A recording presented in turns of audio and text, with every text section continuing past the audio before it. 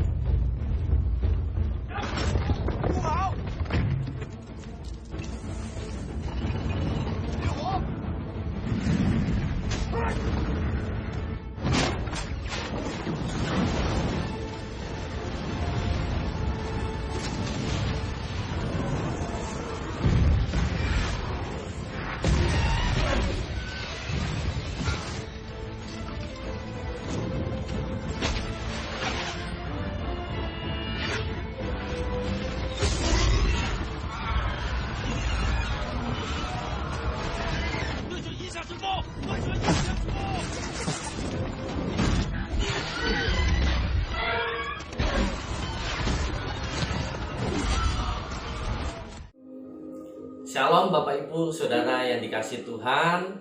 Salam sejahtera menyertai kita semua. Hari ini kita akan belajar kembali merenungkan firman Tuhan sehingga menjadi rema buat kehidupan kita semua. Kalau Bapak Ibu sudah mendengar cuplikan beberapa film yang tadi barusan diputar, mengisahkan tentang kekuatan tembok Cina yang dapat menghalau monster dan musuh-musuhnya.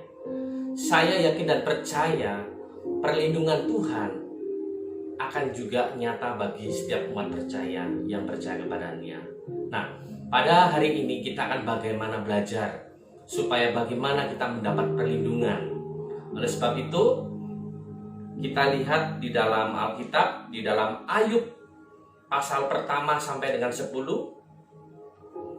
mengisahkan tentang bagaimana Ayub diuji Tuhan. Nah, mari Bapak Ibu kita baca di dalam ayat 10 yang garis besar aja. Di situ dikatakan bahwa bukankah engkau yang membuat pagar sekeliling dia dan rumahnya serta segala yang dimilikinya? Apa yang dikerjakannya telah kau berkati, dan apa yang dimilikinya makin bertambah di negeri ini. Jadi setelah iblis mengganggu, mencoba menghalau, namun karena perlindungan Tuhan kepada Ayub, sehingga iblis tidak mampu menghalau, tidak mampu membinasakan Ayub. Oleh sebab itu iblis berkata kepada Tuhan untuk membuka perlindungan, tembok-tembok perlindungan itu. Nah, pada hari ini kita akan belajar bagaimana prinsip-prinsip tembok perlindungan. Yang pertama, iblis tidak senang Allah memiliki hubungan intim dengan anak-anaknya. Kalau kita melihat Ayub begitu saleh, sangat dekat kepada Tuhan, sehingga iblis cemburu. Karena kecemburuannya itu, iblis ingin menghancurkan Ayub. Itu prinsip yang pertama. Yang kedua, iblis memiliki pekerjaan. Nah, pekerjaan iblis yang pertama yaitu mencuri, yang kedua membunuh, dan yang ketiga membinasakan. Nah, itu yang akan dilakukan iblis terhadap Ayub, Bapak Ibu.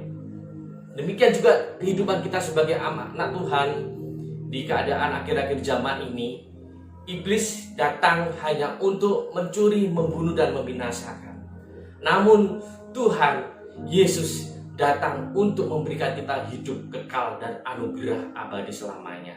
Oleh sebab itu, Bapak Ibu Saudara yang kekasih di dalam Tuhan, janganlah Bapak Ibu khawatir gentar akan keadaan sekitar kita akhir-akhir ini. Tetap yakin dan percaya kepada Tuhan. Tuhan sanggup memberikan perlindungan bagi Bapak Ibu Saudara semuanya. Nah, yang kedua, iblis melihat adanya tembok perlindungan.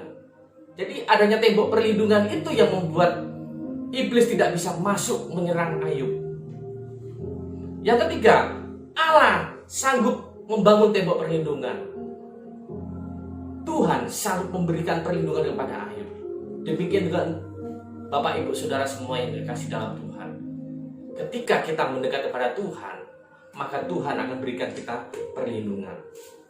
Dan yang keempat, Tuhan perlindungan diangkat atas izin Allah. Jadi tembok perlindungan ini ada karena izin kehendak Allah. Tuhan mau kita sebagai umat percaya hari-hari ini agar kita semakin mendekat kepada Tuhan. Karena Tuhan mengizinkan masalah, badai cobaan datang untuk memproses kita semua Bapak Ibu. Oleh sebab itu pada hari ini, mari dekatlah hidup kita kepada Tuhan, agar Dia mengizinkan Tuhan membangun benteng tembok-tembok perlindungan di sekitar kita. Nah, bagaimana cara membangun tembok-tembok perlindungan? Yang pertama, kita harus mau belajar hidup senantiasa berkorban, Bapak Ibu. Berkorban dalam segala sesuatu. Nah, yang pertama, berkorban dalam hal apa? Mungkin Bapak Ibu hari-hari gini bisa memberikan hidupnya, mungkin memberikan ucapan syukur Bapak Ibu Saudara, pujian dan penyembahan kita kepada Tuhan. Karena hari-hari gini Tuhan mencari penyembah-penyembah yang benar, penyembah-penyembah dalam roh dan kebenaran. Itu yang bisa memberikan kita kekuatan hari-hari ini. Ketika kita dalam keadaan sedih, ketika kita susah, tetaplah ingat pada Tuhan, mengucap syukur dalam Tuhan. Naikkan ucapan syukurmu, pujian pengagunganmu kepada Tuhan. Ketika Tuhan mendengar dengan tulus, saudara yang lakukan, saudara yang naikkan ucapan tersebut, Tuhan akan tersenyum, Tuhan akan langsung melihat. Oleh sebab itu maka Dia akan membuka tembok-tembok perlindungan untuk memagari kita semua. Lalu yang kedua, berkorban dalam hal apa? Mungkin hari-hari gini Tuhan mengizinkan kita untuk membantu orang-orang miskin sekitar kita yang kekurangan. Hari-hari gini kehidupan dunia susah, pengangguran di mana-mana Bapak Ibu, pengangguran di mana-mana, orang bekerja susah, apalagi PHK di mana-mana. Perusahaan aja yang besar aja belum tentu bisa sanggup membayar gaji karyawannya. Namun kita percaya Bapak Ibu, orang yang setia, orang yang beriman kepada Tuhan, maka tetap Tuhan berkati. Oleh sebab itu, mari kita perhatikan, bantu teman-teman kita, rekan-rekan kita yang hari-hari ini kekurangan. Mari bantu agar berkat yang Tuhan sudah berikan kepada kita, mari kita salurkan kepada mereka. Nah, keuntungan membantu orang miskin apa Bapak Ibu? Yang pertama, keuntungannya Tuhan akan meluputkan waktu celaka. Jadi ketika kita mau peduli kepada sesama kita, orang-orang lain, maka Tuhan akan meluputkan waktu celaka. Tuhan akan menghindarkan, meluputkan kita dari segala macam bahaya, musibah. Oleh sebab itu, mari kita dengan rendah hati, dengan solidaritas, kita membantu rekan-rekan kita semua yang lagi membutuhkan kekurangan tanpa kita meminta embel-embel atau meminta imbalan.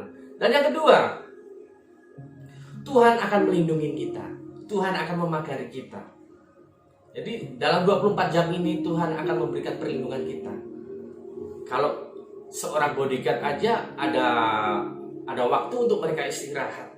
Namun kalau kita mempercayakan hidup kita kepada Tuhan, Tuhan akan membentengi kita, Tuhan akan mengawal kita 24 jam Bapak Ibu Saudara. Luar biasa. Nah, yang selanjutnya Tuhan akan memberkati kita di bumi dan di surga. Nah, selanjutnya yang terakhir, bagaimana cara kita membangun tembok-tembok perlindungan. Yang kedua, kita harus hidup melakukan perintah Allah. Di dalam Keluaran 12:23 Bapak Ibu bisa dibaca nanti di sana. Nah, mengapa? Karena di dalam 1 Timotius 4 ayat 8 dikatakan bahwa latihan badani terbatas gunanya, tetapi ibadah itu berguna di dalam segala hal. Karena mengandung janji, baik untuk hidup ini maupun hidup yang akan datang. Jadi Tuhan mengajarkan kita, melatih kita semua untuk hari-hari gini, untuk supaya kita tetap beribadah, melakukan firman Tuhan. Bapak Ibu hari-hari gini tetap yang bekerja, yang melayani, lakukan dengan segenap hati Bapak Ibu. Tanpa kita mengomel menggerutu dengan keadaan sekitar akhir ini, yang membuat kita boro-boro mengikut Tuhan aja rasanya gak susah Pak. Namun Bapak Ibu sudah lihat dalam akhir ini, tetaplah sadar pengharapan Anda kepada Tuhan. Tetap lakukan dengan firman Tuhan itu, maka saudara akan menerima berkat-berkat yang luar biasa di dalam kehidupan Bapak Ibu Saudara. Nah, contoh perintah Allah seperti apa Bapak Ibu? Yang pertama, taat dalam melakukan firman Tuhan, berdoa senantiasa. Karena hari-hari ini Tuhan mencari pendoa-pendoa syafaat, pendoa-doa yang benar-benar ingin mendoakan untuk orang lain, untuk bangsa dan negara, untuk negara-negara yang ada di dunia. Mari kita bersepakat, bersehati bersama dengan keluarga kita, suami, istri, anak, untuk kita hari-hari gini, untuk kita mau belajar berdoa bersyafaat bersama.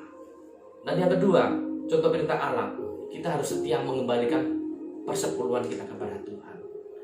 Sebesar pun apapun berkat yang sudah Tuhan berikan kepada saudara, Bapak Ibu Saudara, mari kita kembalikan kepada Tuhan, agar Tuhan membuka tingkap-tingkap berkat-berkat langit. Tuhan akan mencurahkan berkat-berkat yang luar biasa di akhir-akhir zaman ini. Dan yang tiga, hidup di dalam kasih. Mari kita belajar untuk mengasihi rekan-rekan kita, orang lain yang membutuhkan, peduli pada kita, agar kasih itu nyata. Karena kita tahu bahwa kasih Tuhan itu nyata tanpa embel-embel, tanpa mengambil untung. Oleh sebab itu, darah Yesus sudah menebus dosa kita, Bapak Ibu. Oleh sebab itu, karena kita sudah ditebus, mari kita belajarkan, mari kita praktekkan kasih kita kepada sesama kita. Nah, apa yang terjadi ketika kita sudah melakukan tersebut?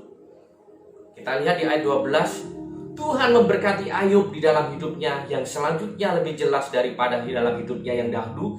Ia mendapat 14.000 ekor kambing domba dan 6.000 unta, 1.000 pasang lembu dan 1.000 ekor keledai betina.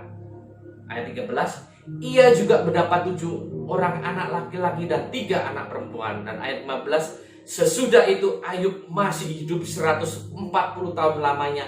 Ia melihat anak-anak dan cucu-cucunya sampai keturunan yang keempat. Luar biasa. Tuhan berkati Ayub berlipat kali ganda. Demikian juga dengan kita sebagai umat percaya.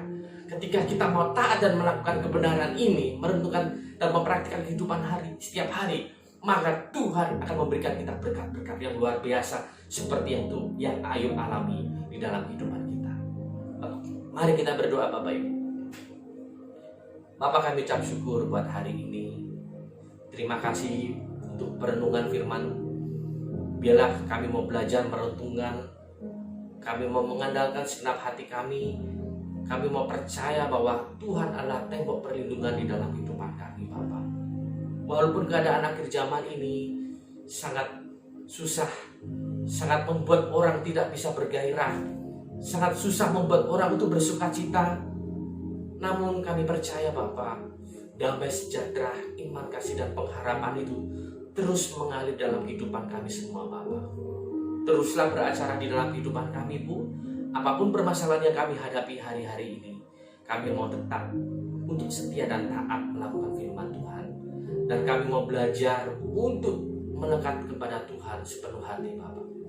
Segala puji syukur berkati kami semua yang hadir di tempat ini, Bapak. Semuanya kiranya berkat damai sejahtera menyertai kami semuanya sekarang dan selama-lamanya. Dalam nama Tuhan Yesus kami ucap dan berdoa. Haleluya. Amin. Tetaplah Bapak Ibu Saudara mengucap syukur dalam hal kita percaya perlindungan Tuhan akan ada nyata di dalam kehidupan kita. Amin. Tuhan memberkati Bapak Ibu Saudara.